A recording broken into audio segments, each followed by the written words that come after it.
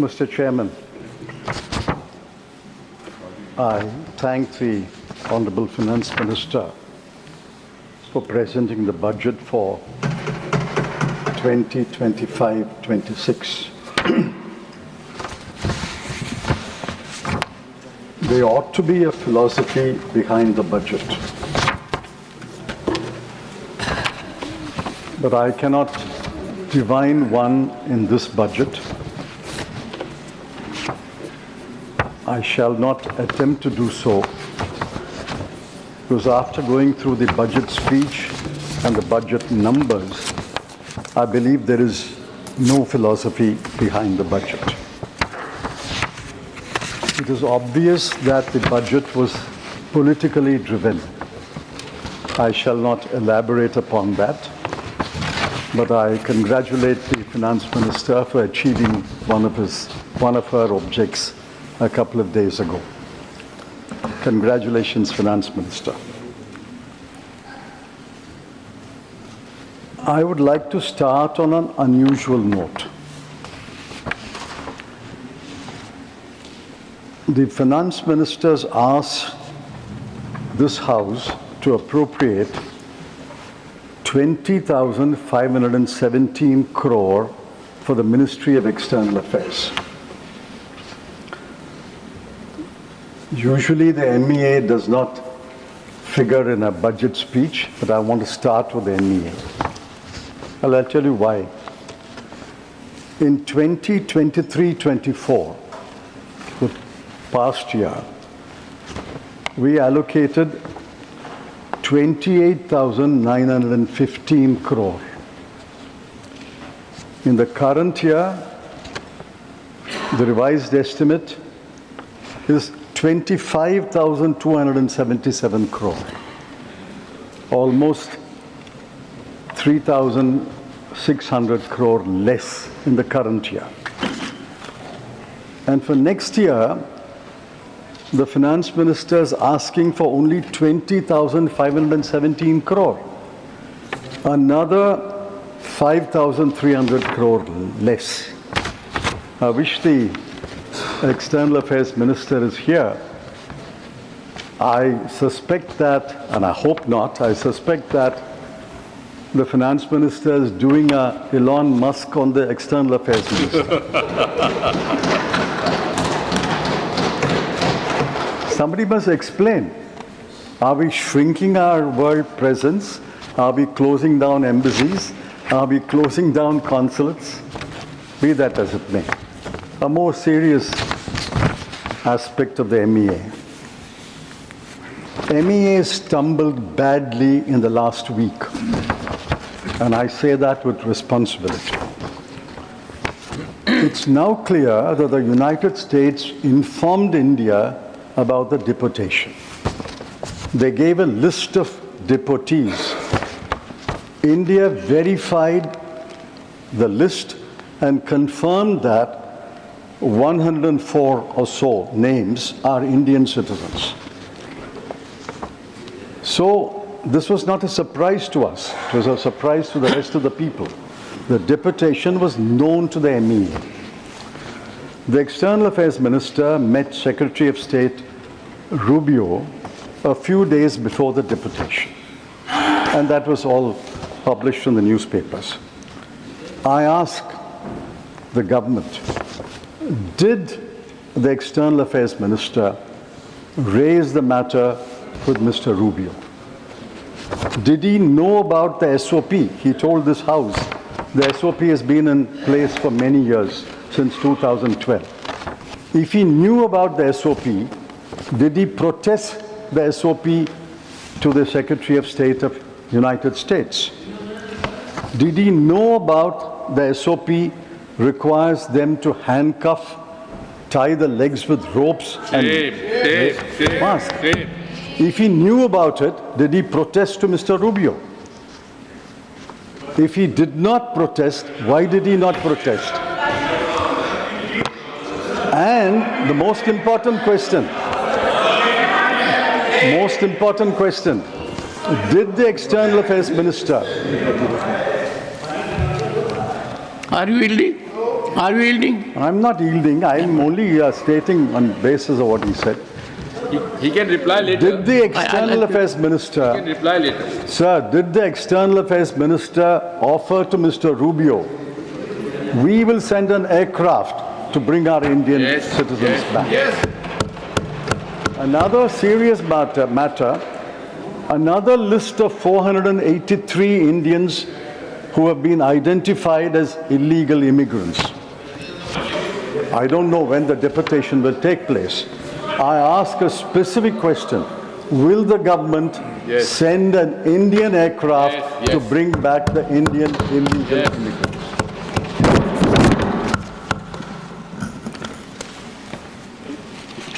Now I go to the Finance Minister's trump card.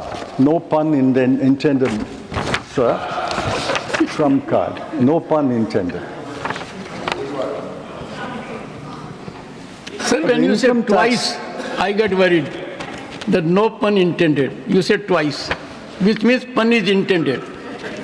And I'm wondering whether your reference to Elon Musk is a compliment to the Honorable Finance Minister. Sir, I'm looking at my clock. I'm looking at my clock and my whip. I'll add up the time, sir. 1 minute I'll add. Yeah, please, please.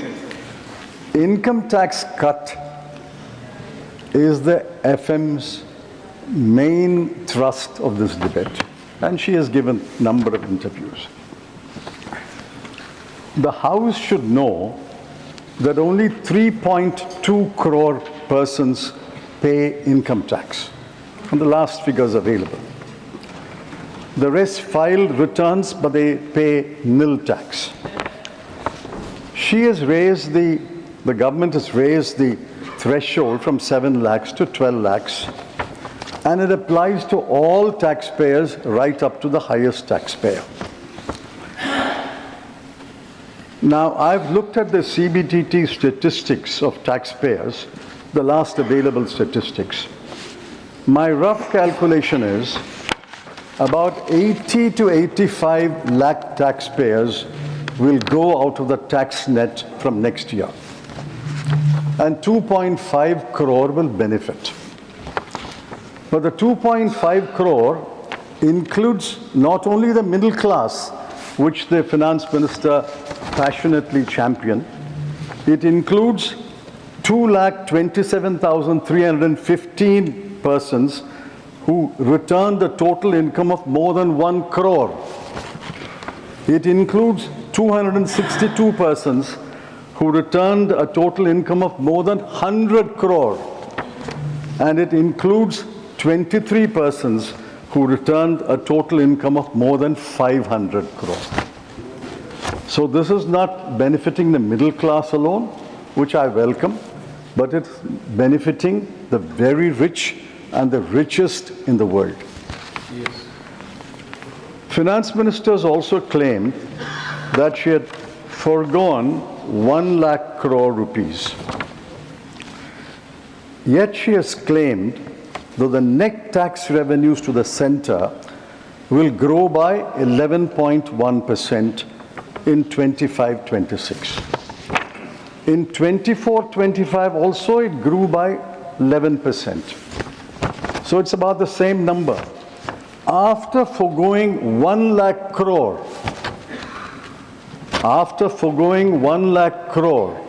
in this budget, how does she claim that the net tax revenues to the center will grow by the same 11%?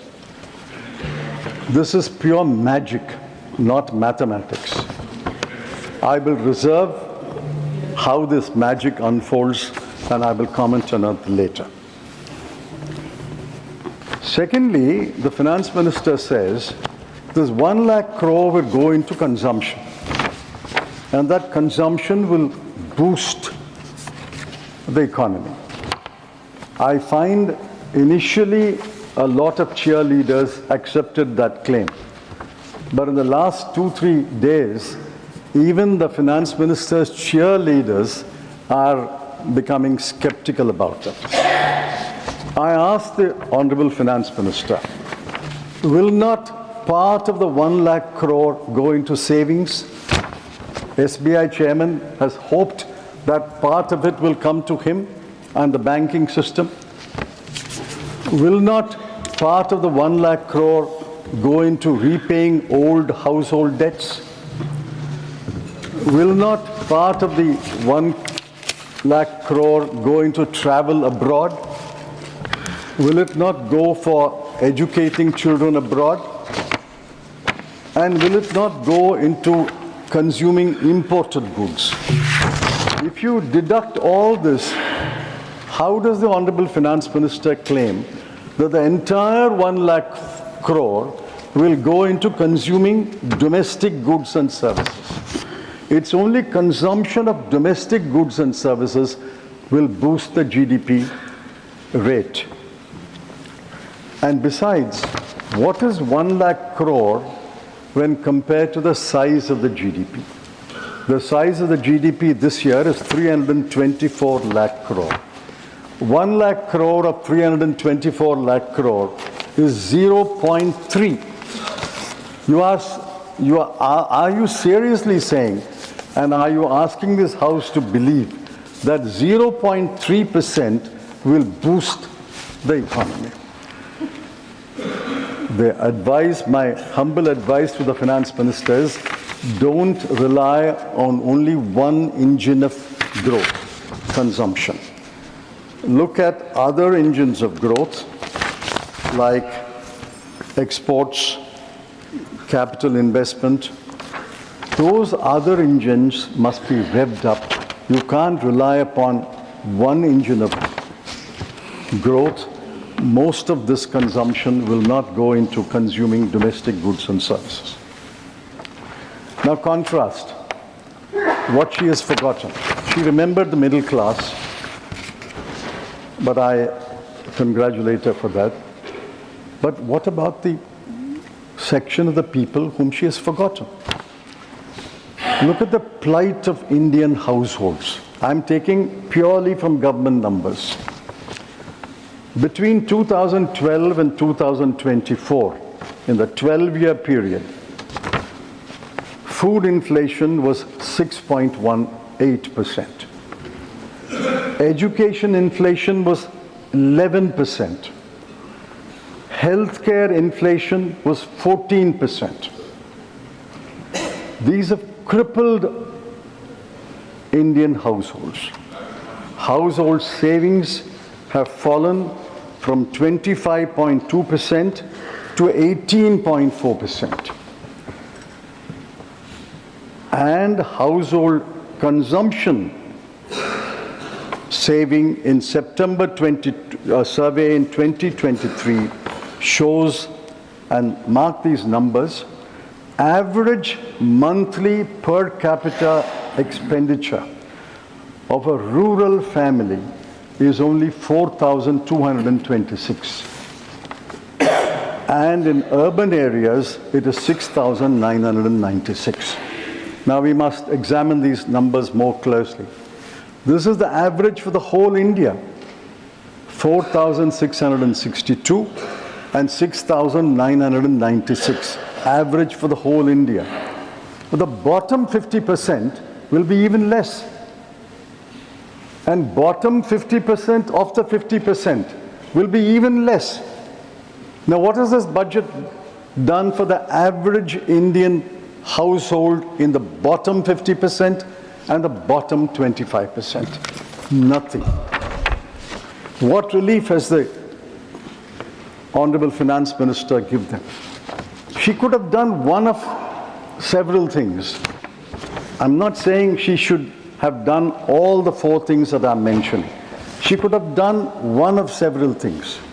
One, instead of cutting income tax, or along with cutting income tax, she should have cut the GST.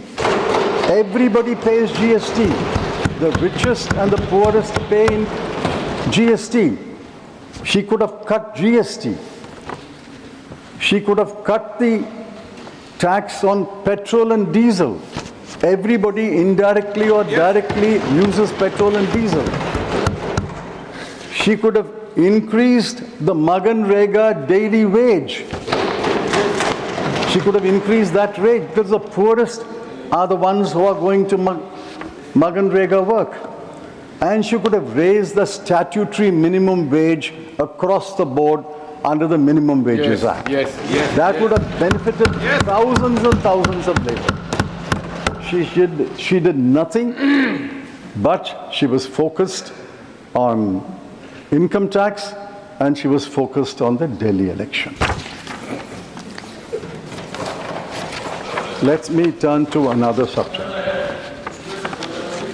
The most gravest challenge facing the country is unemployment. I think all of you will agree, unemployment is the gravest challenge. Even the treasury benches must agree. Now, the periodic labor force survey, popularly known as PLFS, concluded that unemployment rate is 3.2%. Now, if the unemployment rate is 3.2%, and that the economic survey also repeats that, if the unemployment rate is 3.2%, I'm sure the London School of Economics, as well as every other university, teaches us that any unemployment rate less than 5% is equal to full employment. I won't get into the intricacies. If unemployment rate has fallen to 3.2%, why should we worry? We should all be happy because it's full employment according to economic theory. The same PLF says youth unemployment is 10.2%. The same PLFS says graduates unemployment is 13%. If youth unemployment is 10.2 and graduates unemployment is 13, how does it conclude that the total unemployment rate in India is only 3.2? For every job, for 100 jobs, there are 1 million applicants. For 1,000 jobs, there are several million applicants. The economic survey, sir, I quote, we need to create 78.5 lakh non-farm jobs every year until 2030. I asked the Honorable Finance Minister, what is her plan? What is the way forward to create 78 lakh non-farm jobs between now and 2030? They will be in government until 2029. So the bulk of the period is their government. They should tell us clearly a path to create 78 lakh jobs every year until the end of the government. So, the next I come to the famous PLI. The budget has 8 lines of expenditure on employment generation. I've looked at it closely. If I'm wrong, the Honorable Finance Minister will correct me. There are 5 lines of expenditure under PLA. There's 1 line of expenditure called New Employment Generation Program. There is 1 line called Prime Minister's Employment Generation Program. There's 1 line called Skill India. I don't know the differences between these acronyms. What is the difference between Prime Minister's New Employment Generation Program and the New Employment Generation Program? We don't have a new PM, we have the same PM. On the 8 lines in the current year, mark these numbers, sir. On the 8 lines together, I've got the breakdown, but I'm taking all the 8 lines of expenditure. In the current year, the budget allocation when she presented the budget last year was 28,318 crore. This is the gravest challenge. You allocated 28,318 crore. But what will you spend? By March 31, you will spend only 20,035 crore. Why are you not spending 8,000 crore on the challenge, which is the gravest challenge facing the country. Yes. The PLI scheme is a spectacular failure. Yes. Otherwise, you would have spent this money. Employment generation is a spectacular failure. Now I look at another aspect. The wages of salaried male worker as well as female worker, but I'm giving the numbers of the male worker. The wages of salaried male worker has fallen in the last 7 years from 12,665 per month to 11,858 per month. This is own numbers. From 12,665 to 11,858. The wages of self-employed male worker has fallen from 9,454 per month to 8,591 per month. So what is the position, sir? The position is incomes are falling, wages are falling, government expenditure is not keeping pace with the promises, household net savings have fallen, household debt has arisen. Yes. This is the plight of the bottom 50% of India. Yes. There's nothing in this budget for the bottom 50%. I think we cannot divide this house into one half speaking for the top 50% and one half speaking for the bottom 50%. I'm quite happy to speak for the bottom 50%, but I want the treasury benches also to impress upon their ministers to speak for the bottom 50% Yes. of India. Yes. Yes. Man ki baat. Sir, let's take Make in India. They made such a hullabaloo about Make in India, Made in India. What was Make in India became Made in India. In global manufacturing trade, India's share is 2.8%. China's is 28.8%.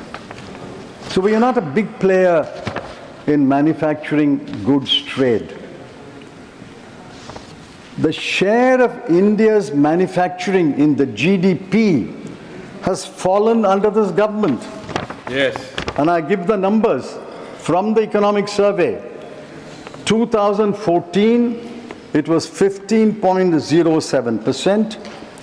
2019, it has fallen to 13.46%. And 2023, it is 12.93%. These are the numbers of the World Bank. Economic survey has proportions in the GVA, but that has also fallen from 17% to 14%. So manufacturing as a proportion of GDP has not increased under this government. So manufacturing is a spectacular failure. PLI is a spectacular failure. So what has this government got to boast about after the last 11 years? I come to my penultimate point. Now, budget is about numbers. I don't want to burden the House with numbers, but I have to mention some numbers, because the budget is about numbers.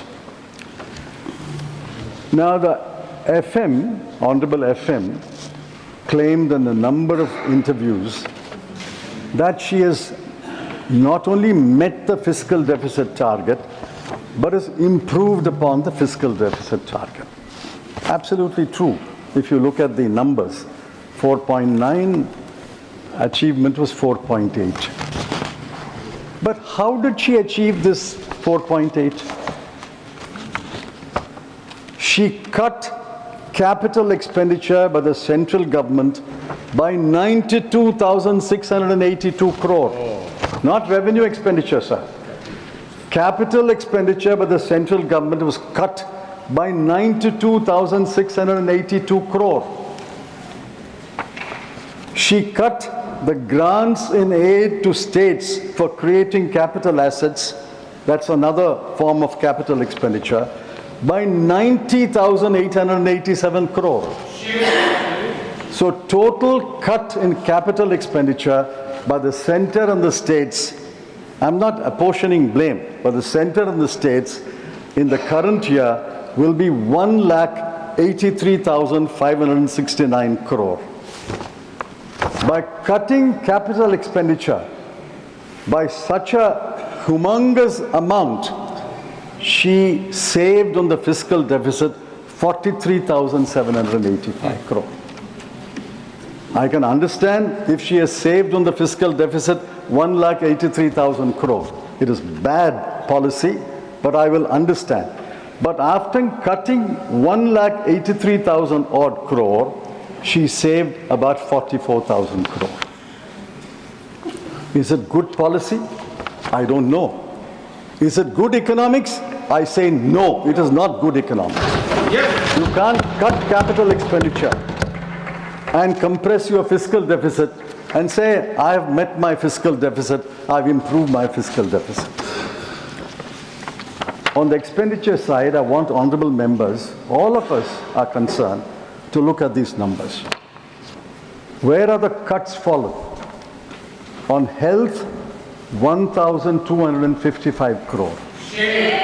On education, 11,584 crore. On social welfare, 10,019 crore.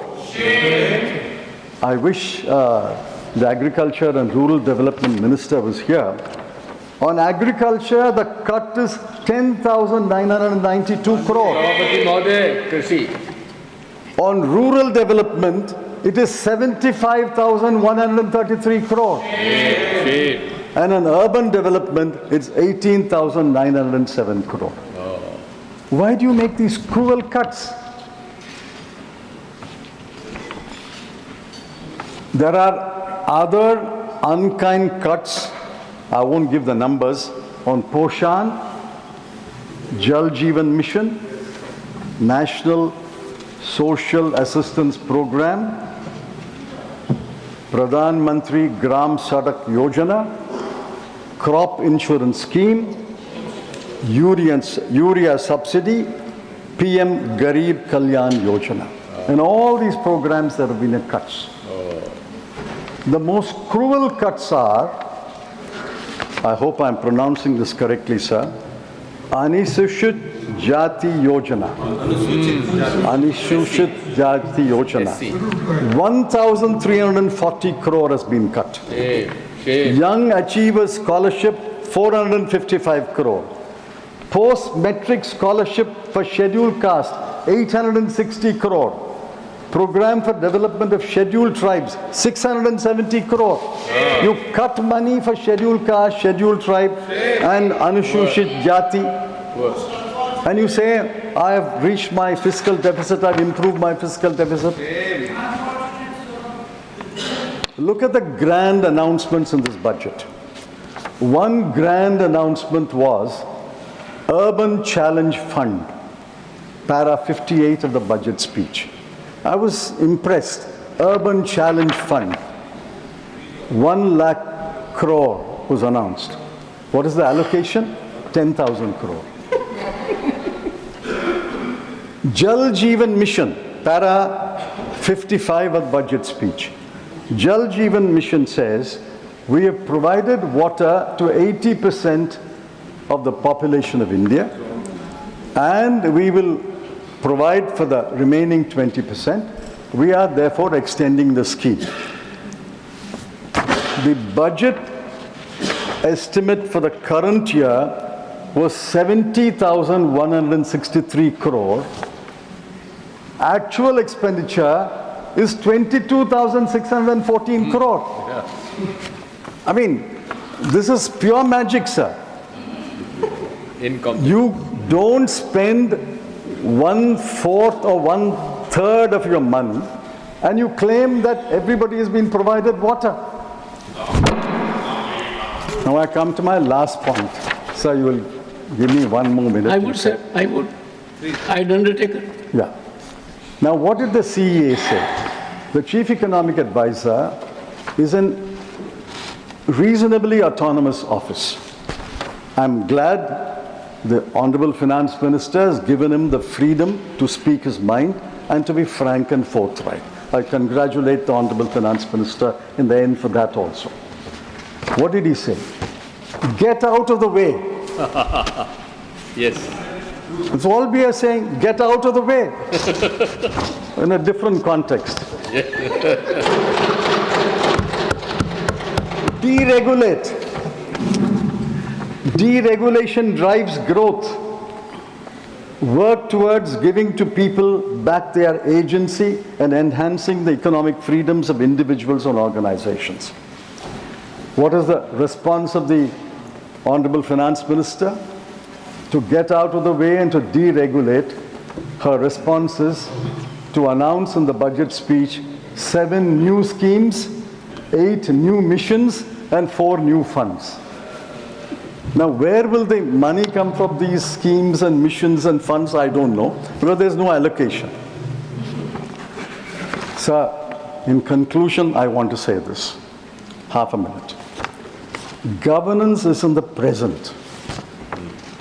There is a government, but I'm sorry to say there is little governance. There is no philosophy, therefore no policies. In 1991, we faced a graver situation. There was a man entered this parliament, entered the North Block. Yes. He had an economic philosophy. Yes. He followed it with policies that required wisdom and farsightedness. Dr. Manmohan Singh had them. And I'm urging the Honorable Finance Minister to recapture the wisdom and the farsightedness of Dr. Manmohan Singh. One last question. This is through the Finance Minister to the government. Why have you not conferred a Bharat Ratna on Dr. Manmohan Singh? Yes.